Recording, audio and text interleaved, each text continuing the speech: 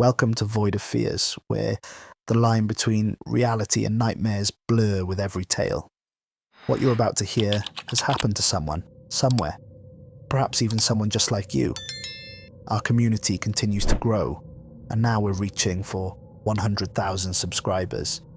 If these glimpses into the unknown call to you, please consider subscribing. Now let's dive into tonight's story. The nightmare began 3 months before we ever set foot on Research Station Omega-7. I was finishing my morning coffee aboard the USS Valkyrie when the first report crossed my desk. Deep space monitoring stations had detected an anomalous energy signature in the Kepler Belt. Faint, intermittent, but unmistakably artificial.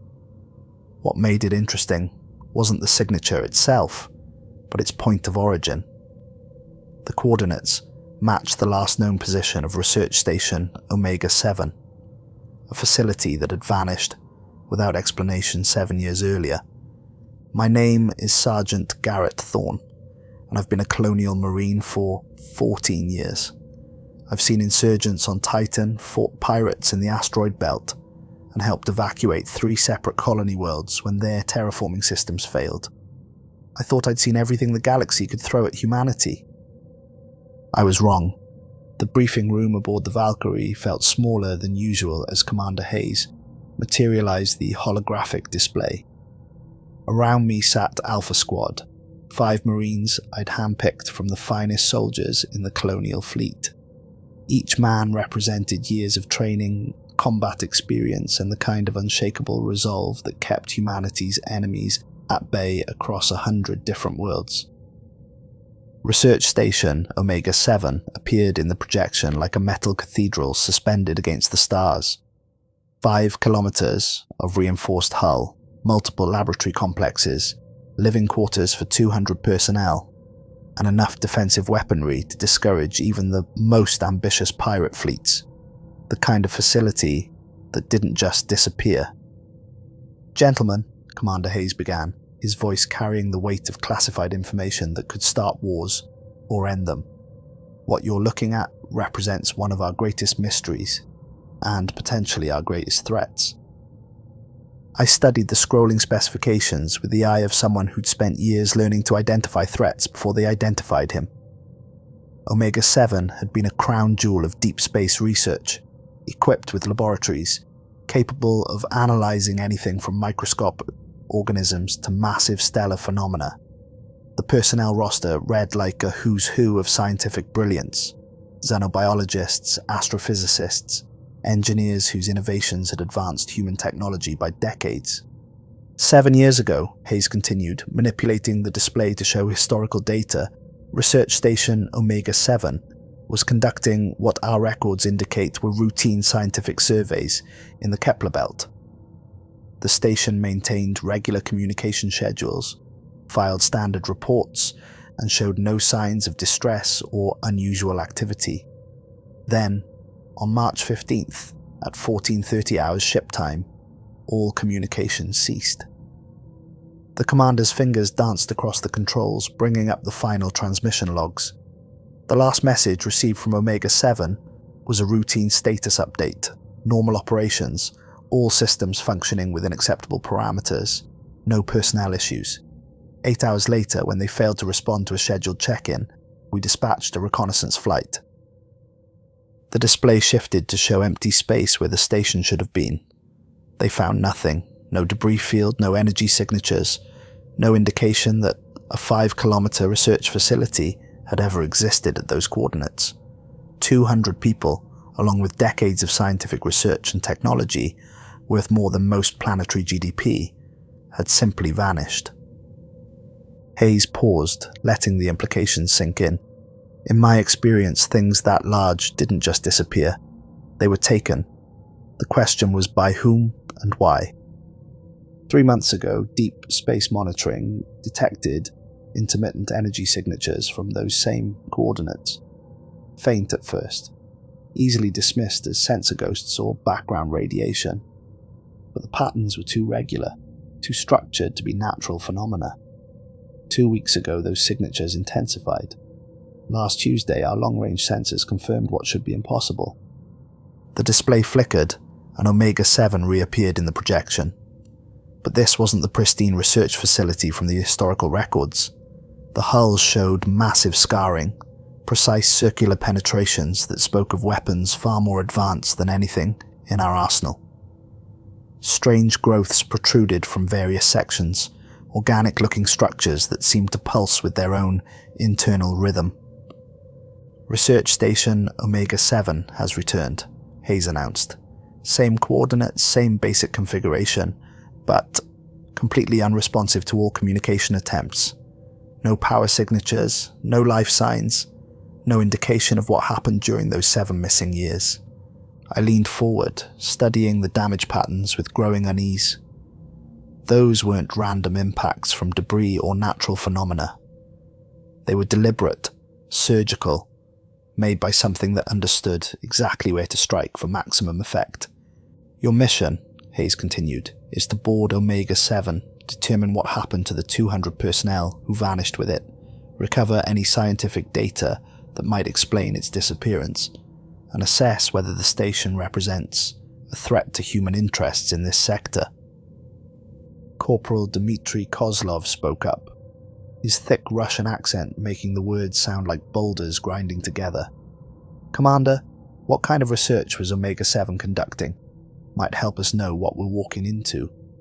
Hayes' expression went carefully neutral, the look of a man who'd been given information he wasn't authorized to share. Classified.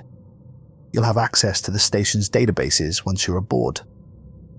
His tone suggested that particular line of inquiry was closed, but I caught something in his eyes. Fear, maybe, or regret. Any theories on what could make a station that size disappear for 7 years?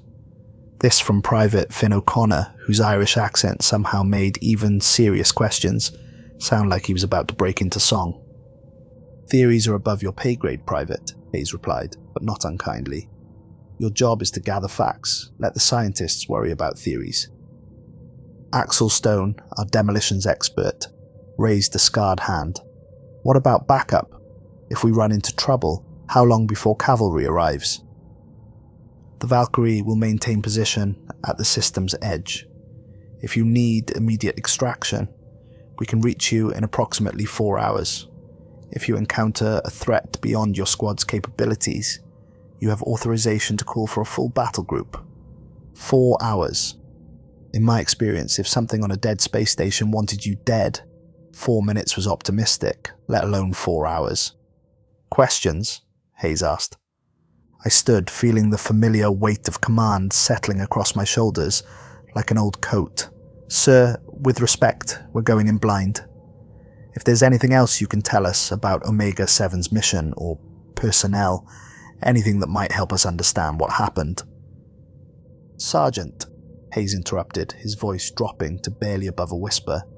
If I told you everything I know about what Omega-7 was really doing out there, you'd request an immediate transfer to the most remote posting in the colonial fleet.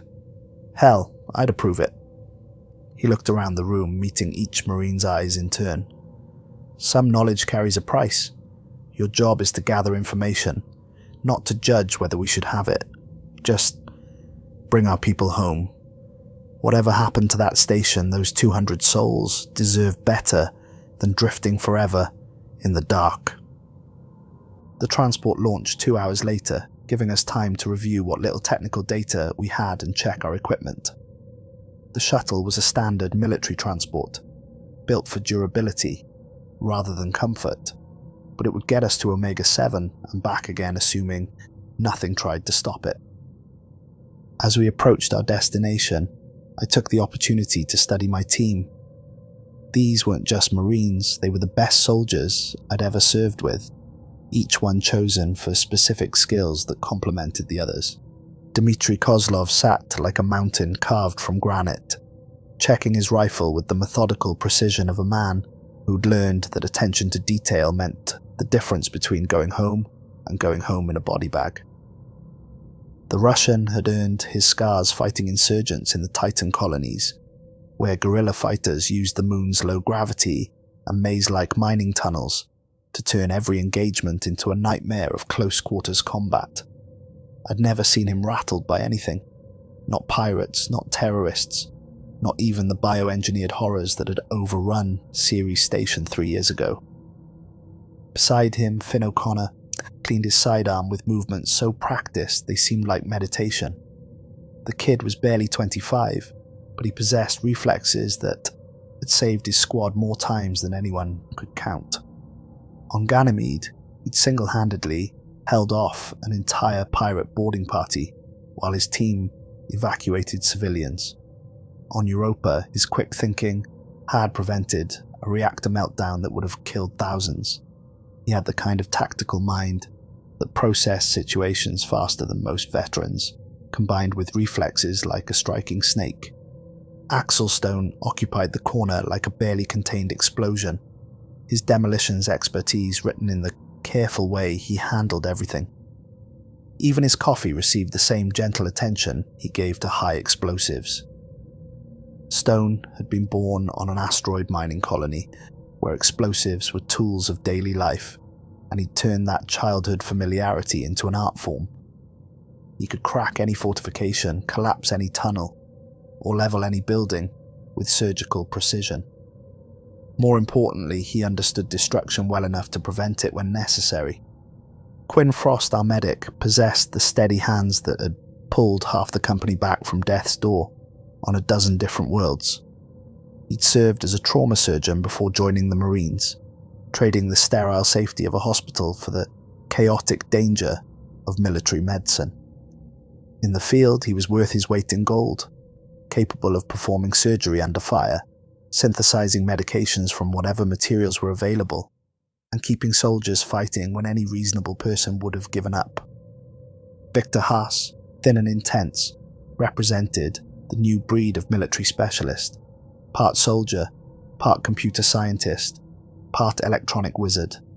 He could make any computer system reveal its secrets within minutes of plugging in, hack alien technology that had never been designed for human use, and jury-rig solutions to problems that had never existed before. His mind worked like a quantum computer, processing multiple possibilities simultaneously until he found the one that worked. Together, we represented the sharp edge of human military capability, trained, experienced, and equipped to handle any threat the galaxy might produce. At least, that's what I told myself as we approached Research Station Omega-7. The station hung against the starfield, like a wound in space itself, its hull bearing scars that definitely hadn't been there in the original specifications. As we drew closer, details became visible that made my tactical instincts scream warnings. Precise circular holes punctured the outer armor, too clean to be meteor impacts, too deliberate to be accidents. Strange growths protruded from various sections, organic-looking structures that pulsed with bioluminescent patterns. "Jesus, Mary and Joseph," O'Connor whispered, his Irish accent thickening with tension. "What could punch holes like that through military-grade armor plating?" "Something with technology we don't understand," Kozlov replied, his voice carrying the certainty of a man who'd seen enough combat to recognize superior firepower when he encountered it. Haas hunched over his console, data streams reflecting off his glasses as he analyzed the station's configuration. "Docking protocols are responding to our approach, but the patterns are wrong. The computer's decision trees are too complex, like it's running calculations that shouldn't be necessary for a simple docking procedure." Stone shifted in his harness, hand instinctively moving to his explosive charges. "Could be automated defense systems. Maybe the station's been running on backup power all this time." "Could be," I agreed, but something cold was settling in my stomach. But if backup power's been keeping automated systems running for 7 years, why would they prioritize docking bay operations over life support or communications? The docking clamps engaged with a metallic shriek that resonated through the shuttle's hull like a scream. Emergency lighting flickered to life in the bay beyond, bathing everything in hellish red illumination that made shadows dance and writhe with apparent life. "Atmosphere reads breathable," Frost reported, scanner in hand, but temperatures 15 degrees below optimal for human habitation. That's not backup power conservation, that's system degradation. I checked my rifle's charge indicator and stood, feeling the familiar pre-combat tension settle into my muscles. Remember, we don't know what we're walking into. Could be equipment failure, could be environmental hazards, could be hostile forces. Standard sweep pattern, watch your corners, maintain communication discipline, and nobody goes anywhere alone. Understood? Understood, Sergeant, came the unanimous reply.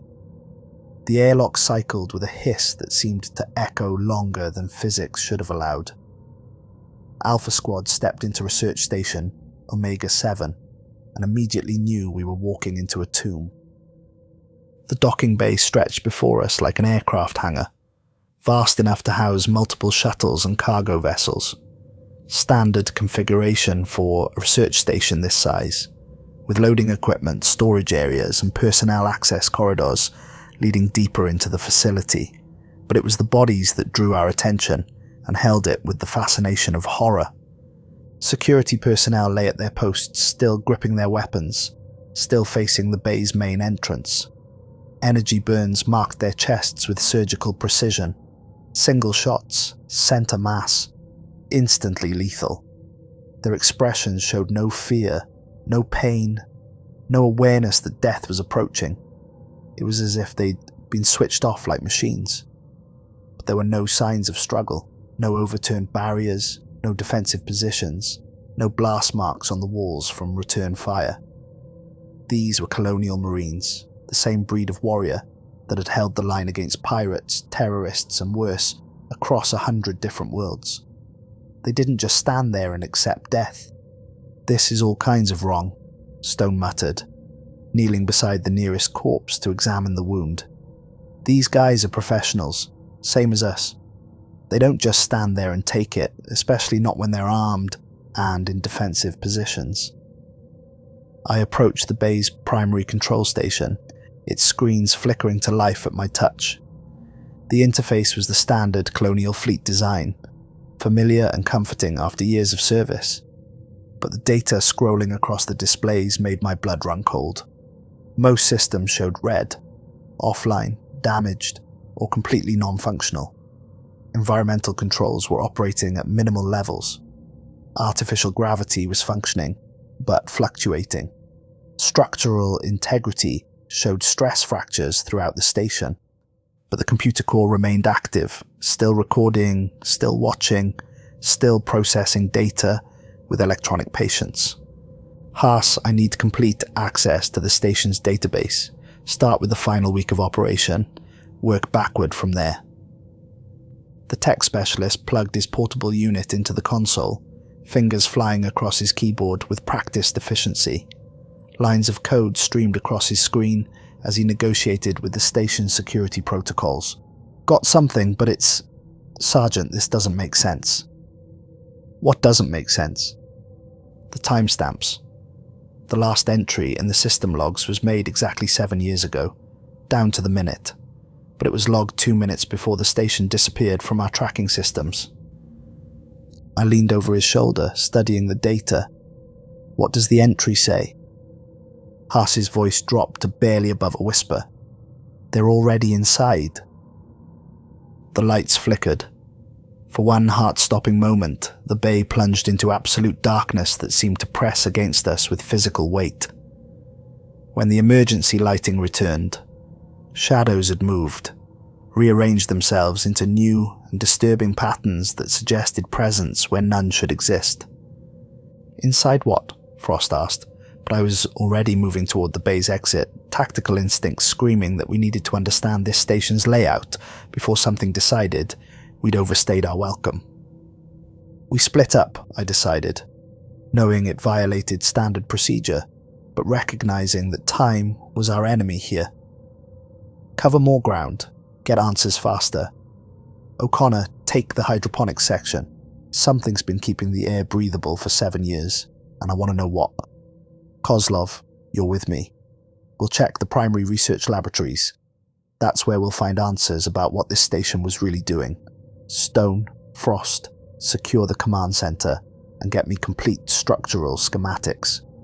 I want to know every corridor, every room, every possible route through this facility. Haas, keep working on those computer logs. I want a complete timeline of the station's final day. The corridors of Omega-7 stretched ahead like arteries in a massive corpse. Emergency lighting cast everything in deep red, creating shadows that seemed to move independently of their sources. Our footsteps echoed with a hollow quality that suggested vast empty spaces beyond the walls, as if the station itself had become something larger and more complex than its original design. The walls showed signs of modification, additional conduits that didn't appear in the original blueprints, access panels that led to systems I couldn't identify, and what appeared to be organic growth spreading along the ceiling like metallic ivy. Whatever had happened here, it had changed more than just the personnel. "Sergeant," O'Connor's voice crackled through the comm system 15 minutes into our exploration. "You need to hear this. The hydroponics bay is... It's not what you'd expect from a standard research station." "Go ahead, O'Connor. What are you seeing?" "The plants are still alive, but they're not normal Earth flora anymore. They've been modified, hybridized with something I don't recognize. Growing in geometric patterns that don't occur in nature. Perfect spirals, mathematical progressions, shapes that hurt to look at directly. And they're moving, Sergeant. Moving with purpose, even though there's no airflow down here." I exchanged glances with Kozlov as we paused before a laboratory door marked with biohazard warnings in 3 different languages. Moving how? Like they're reaching for something, or trying to communicate. The genetic structure readings I'm getting are partially human, partially something else entirely. Something that shouldn't be able to interface with Earth biology. Static filled the comm channel for several seconds before O'Connor's voice returned, tighter with tension. "There's something else. The root systems extend beyond the hydroponics bay.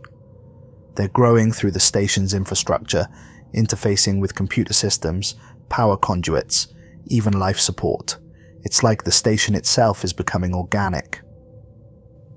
The comm went silent. "O'Connor, report." Static answered me. "Finn, respond immediately." A scream echoed through the station's corridors, human and agonized and cut short with terrible abruptness, then silence that seemed to press against our eardrums with physical weight. "All units, converge on hydroponics," I ordered, but Kozlov's massive hand clamped down on my arm with the grip of a hydraulic press. "Wait, Sergeant, listen." Above us, something moved through the ventilation system. Not the random settling of debris or the scurry of maintenance robots, but deliberate, purposeful movement. Something large enough to make the metal ductwork groan under its weight, coordinated enough to move through the confined spaces without making unnecessary noise. We found O'Connor's rifle in the hydroponics bay, lying beside a wall gouged with deep scratches that formed intricate patterns. The marks were too precise to be random, too symmetrical to be accidental, and too complex to be made by any cutting tool I recognized. They resembled symbols, almost, a written language carved into metal with surgical precision. The plants O'Connor had described defied every law of biology I'd ever learned. Vines twisted through the air in perfect spirals, their leaves pulsing with bioluminescent patterns that seemed to respond to our presence. Fruit hung from branches that shouldn't exist on terrestrial species, glowing softly with internal light that made my eyes water when I looked directly at it. And in the center of it all stood a tree that definitely hadn't been in the original station plans. The thing was massive, its trunk easily 3 meters in diameter, its bark a fusion of organic wood and metallic components that pulsed with their own rhythm. Roots disappeared into the deck plating, presumably interfacing with the station's systems, as O'Connor had reported, but it was the branches that made my skin crawl. They moved with deliberate purpose, reaching toward us with what appeared to be recognition. "Motion sensors throughout the station are detecting movement." Frost's voice came through our comms from the command center. "Multiple contacts, varying sizes, all moving, with apparent coordination. Whatever's in here with us, it's large, it's intelligent, and there's definitely more than one. That's when we saw our first clear glimpse of the enemy. It flowed along the ceiling like liquid shadow, defying gravity as it moved with predatory grace that spoke of perfect adaptation to the station's environment. The creature paused directly above us, and I caught sight of eyes that reflected the emergency lighting like polished obsidian. But these weren't the random, instinct-driven eyes of an animal. They showed intelligence, calculation, and something that might have been amusement. More disturbing was what the creature wore. Harnesses that appeared to be grown rather than manufactured. Tools that interfaced with organic components, and what looked like weapons that combined technology with biology in ways that suggested civilization far older and more sophisticated than our own. "Contact," Kozlov shouted, bringing his rifle to bear with the fluid motion of a man who'd done this 1,000 times before.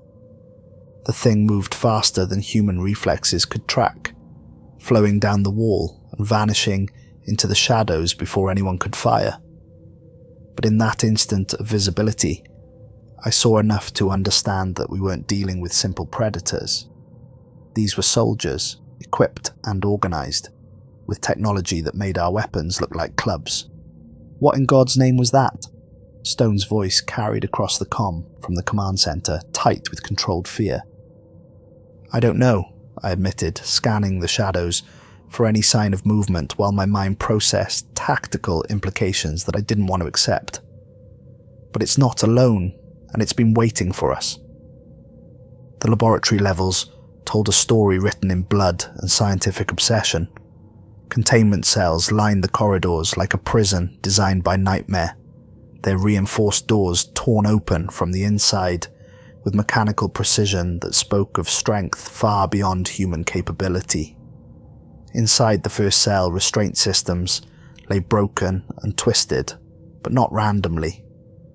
Someone or something had understood exactly how human containment systems worked and had defeated them systematically. Specimen tanks filled the larger laboratories, their murky contents floating in preservative fluid that hadn't been changed in years. But these weren't the clean, clinical specimens of normal research.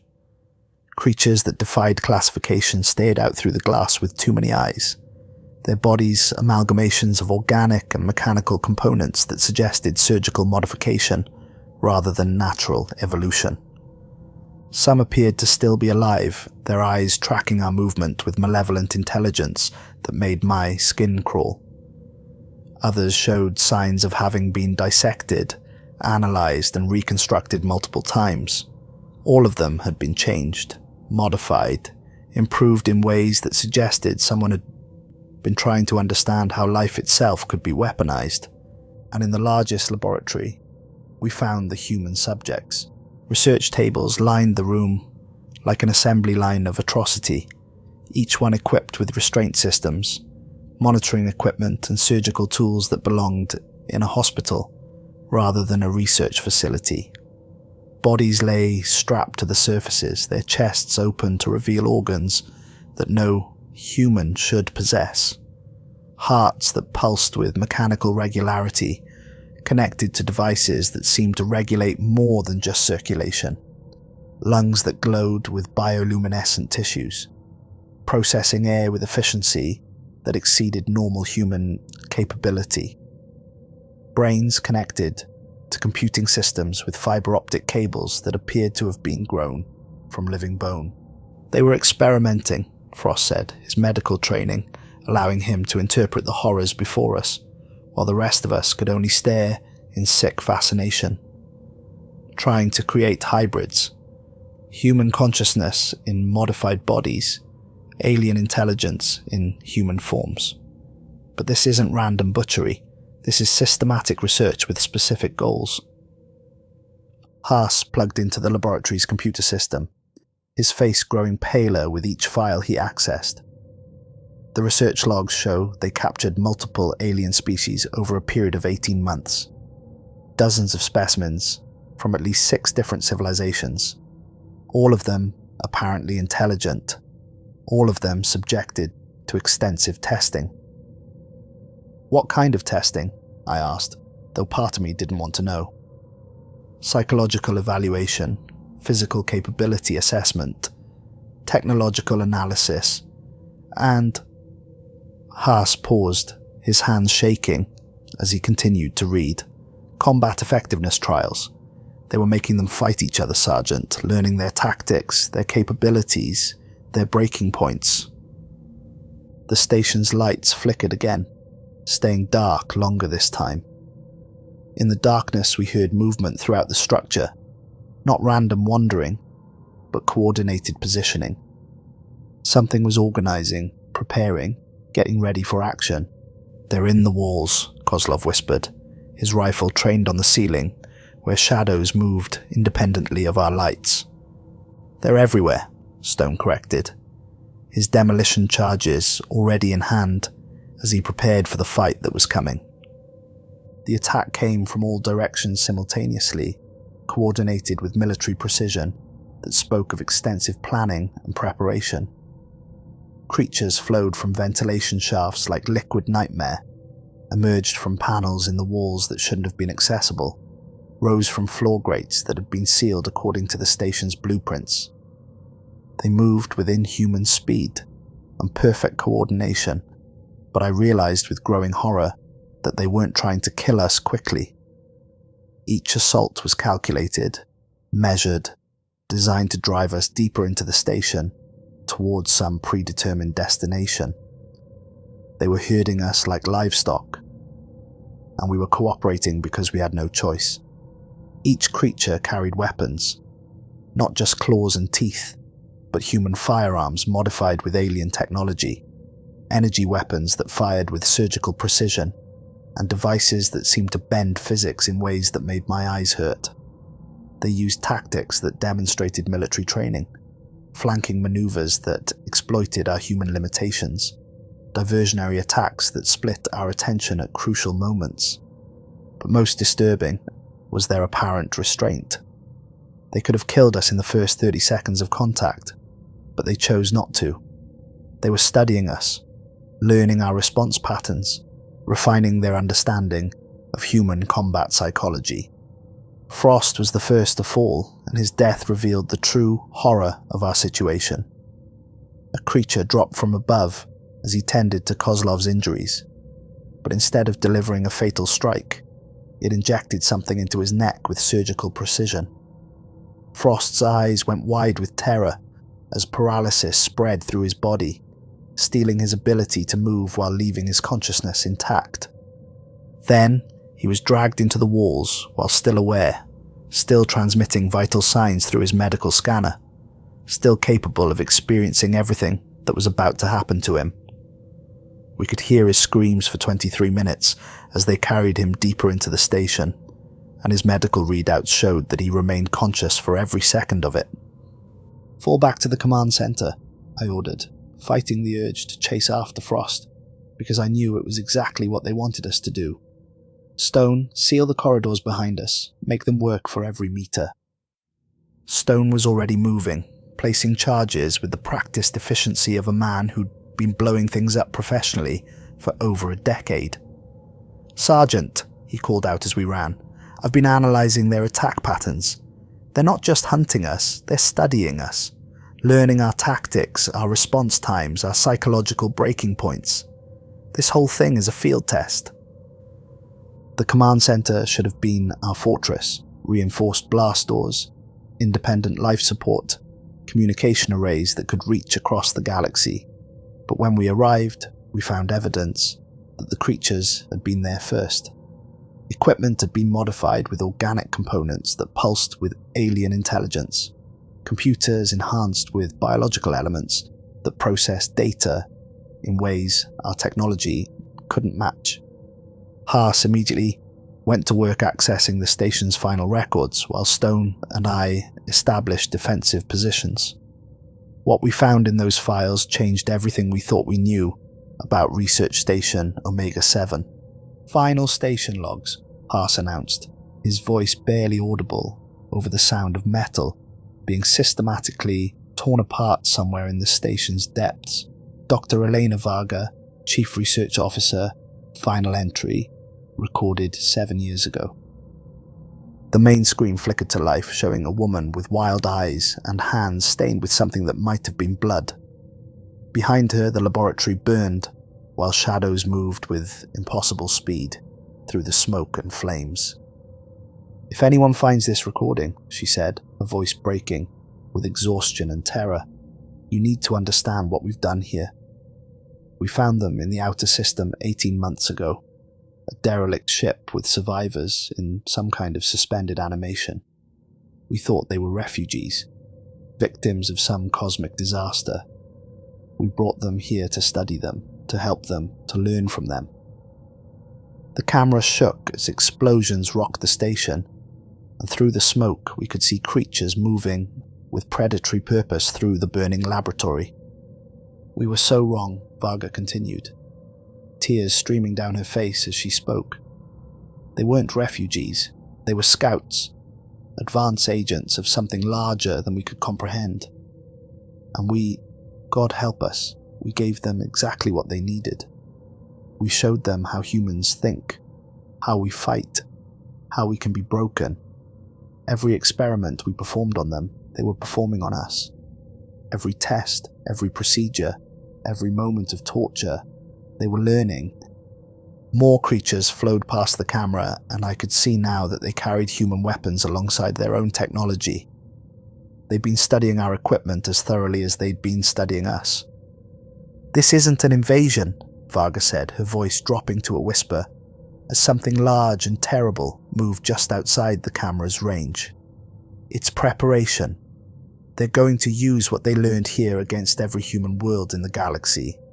Every weakness we revealed, every tactical doctrine we demonstrated, every psychological pressure point we exposed. It's all been catalogued, analysed and refined." The recording wavered as the camera was knocked aside, but Varga's voice continued. "The station isn't gone. It's been converted into a training facility, a laboratory for the study of human warfare. They're going to keep it running until they've learned everything there is to know about killing us efficiently." Creatures filled the camera's view, and the last thing we heard was Varga's scream before the recording ended. The assault on the command center lasted for hours, wave after wave of attacks that grew more sophisticated with each iteration. The creatures used human weapons they'd claimed from fallen security personnel, alien technology that bent physics in ways that made my training feel inadequate, and psychological warfare that pushed each of us toward our individual breaking points. But they still weren't trying to kill us quickly. Each attack was a lesson, a test, a refinement of technique. They were learning how to break human military units, how to overcome our training, how to turn our strengths against us. Stone's explosives provided our only respite, but even that advantage was temporary. The creatures learned to predict blast patterns within minutes, to use the explosions as cover for their own attacks, to turn Stone's own weapons against him with modifications that improved upon his designs.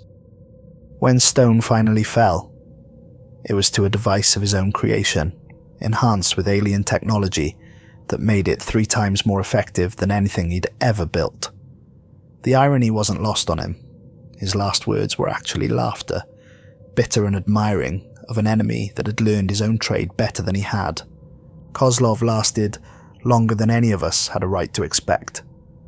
The Russian mountain stood like a granite fortress against wave after wave of attackers, his rifle speaking its deadly language with mechanical precision that kept them at bay for nearly an hour. But when the final assault came, when the creatures coordinated an attack that struck from 17 different directions simultaneously while accounting for every defensive position he might take, even he couldn't hold them back. "Sergeant," he said, blood seeping through improvised bandages as his strength finally began to fail. "I can buy you time. My remaining charges, the command center's power core. I can take out this entire section of the station." "Negative, Corporal. We extract together or not at all. Kozlov's laugh was like grinding stone, hollow and final.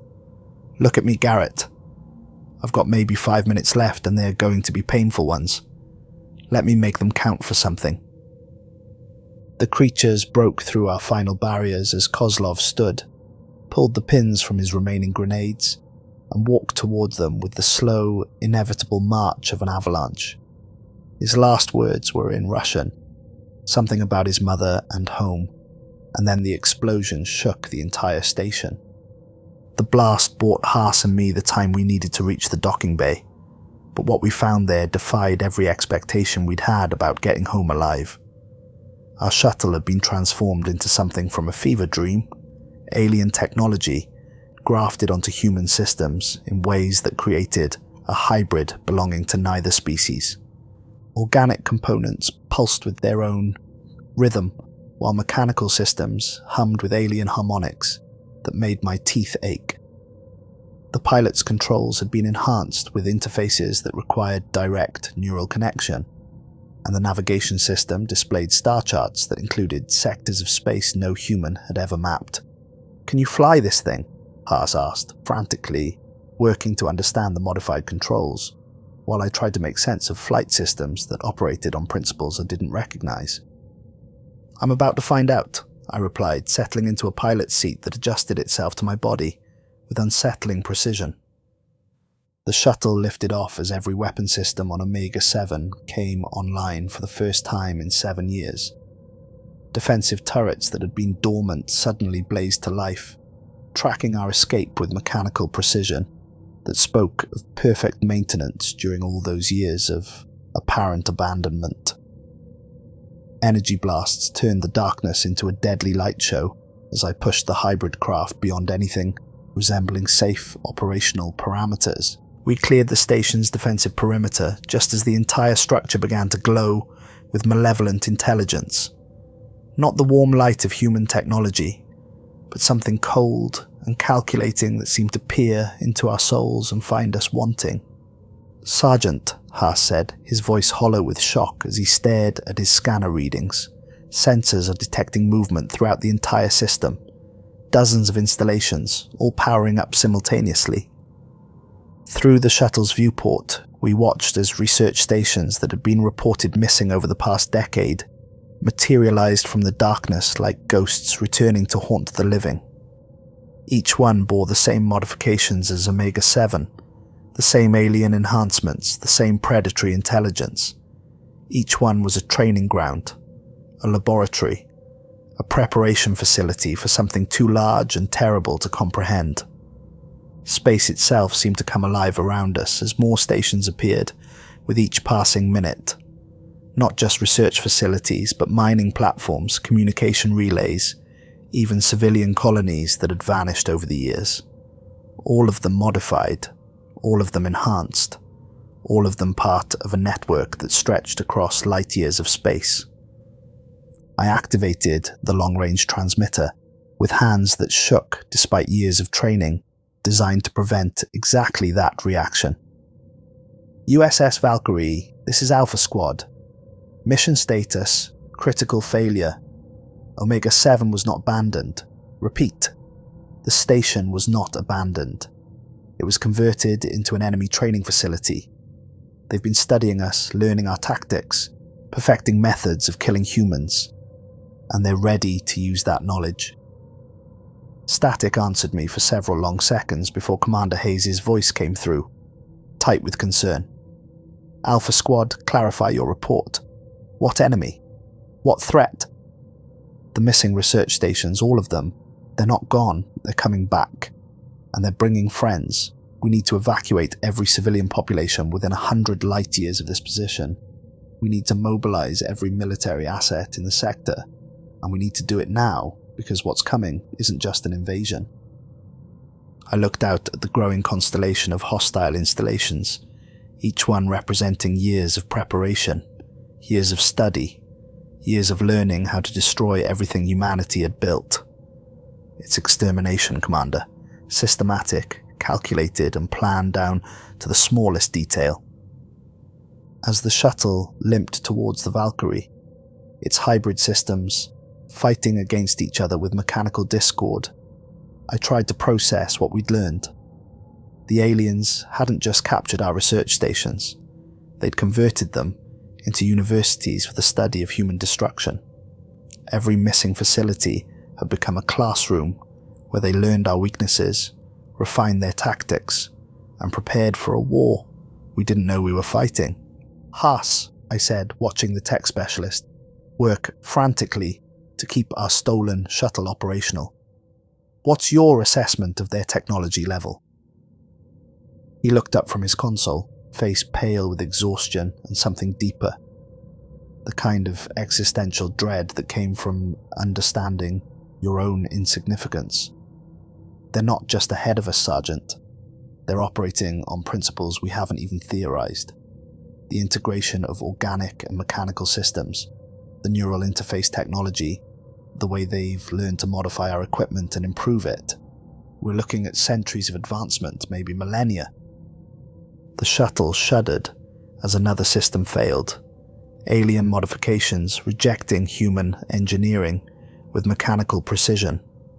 But it held together long enough to reach the Valkyrie, and as we docked, I could see the crew already mobilizing for war. Weapons were being distributed, defensive positions established, emergency protocols activated, but as I looked at their faces, human faces, trusting faces, faces that belonged to a species that had never encountered an enemy, that understood them better than they understood themselves, I wondered if preparation would be enough. Commander Hayes met us at the airlock, his expression grim with the weight of command decisions that could determine the fate of entire worlds. Report, Sergeant. Sir, Research Station Omega-7 has been converted into an alien training facility. They've been using it to study human combat doctrine, psychological responses, and technological capabilities. The missing personnel weren't killed. They were used as test subjects in experiments designed to understand how humans think, fight, and die. Hayes' face went ashen. How many aliens are we talking about? Unknown, sir, but they're organized, well-equipped, and they've had 7 years to prepare. They know everything about us, our tactics, our technology, our weaknesses, and they're not alone. I gestured towards the viewports where more installations continued to appear throughout the system. Every research station, mining platform, and civilian colony that's gone missing in the past decade, they're all coming back. All of them modified, all of them part of a network designed for one purpose: learning how to kill humans as efficiently as possible. The bridge around us hummed with activity as the crew processed this information. Navigation plotted, emergency jump coordinates, communications began broadcasting warnings to every human installation within range. Weapon systems powered up with the distinctive whine of capacitors charging for war. But I knew it wouldn't be enough. The enemy had been preparing for this moment for years, possibly decades. They'd studied us with scientific precision, learning our strengths and weaknesses with the methodical patience of a species that thought in terms of centuries rather than years. Sir, I continued, I recommend immediate evacuation of all civilian populations in this sector, full military mobilization, and we need to assume that everything we think we know about our own capabilities has been compromised. Hayes nodded grimly. Already in motion, Sergeant. Fleet Command is scrambling every available ship. But... He paused, looking out at the growing constellation of enemy installations. Against an enemy that knows us this well, traditional tactics may not be sufficient. The Valkyrie jumped to hyperspace just as the first alien vessels began emerging from the modified research stations. I caught a glimpse of them through the viewport in the seconds before we disappeared into the swirling chaos of faster-than-light travel. Ships that combined organic curves with mechanical precision, technology that seemed to grow rather than being manufactured. They were beautiful in the way that apex predators were beautiful, perfectly designed for their function, which was ending human life as efficiently and thoroughly as possible. As we travelled through hyperspace toward the nearest human military installation, I made my final log entry, the one that would eventually be transmitted to every colonial fleet vessel, every civilian authority, every human settlement capable of receiving it. Personal record: Sergeant Garrett Thorne, Alpha Squad, Colonial Marines. We thought we were investigating a missing station. We were wrong. We were witnessing the final preparations for a war we didn't know we were already fighting. I stared at the swirling chaos of hyperspace, trying to find words for a truth that would reshape humanity's understanding of its place in the galaxy. For 7 years, possibly longer, they've been learning everything about us. Our technology, our tactics, our psychology, our breaking points. They know how we fight because they've been making us fight. They know how we think because they've been inside our heads. They know how we die because they've been perfecting the art of killing us. The ship shuddered slightly as we hit turbulence in hyperspace, a reminder that even our most advanced technology was primitive compared to what we'd encountered. The war didn't start today. It started the moment the first research station reported finding survivors in a derelict ship.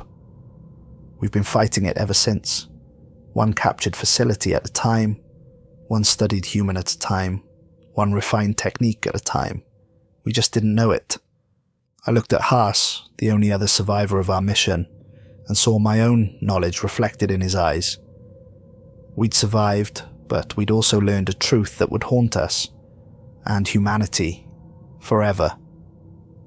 They didn't want to destroy us quickly, I continued. They wanted to understand us completely, to learn us inside and out, to become better at ending us than we are at saving ourselves, and now their education is complete.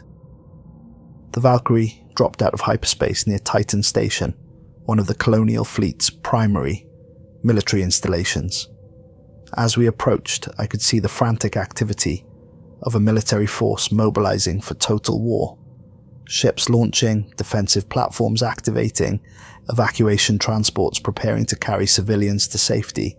But I also saw something else that made my blood run cold.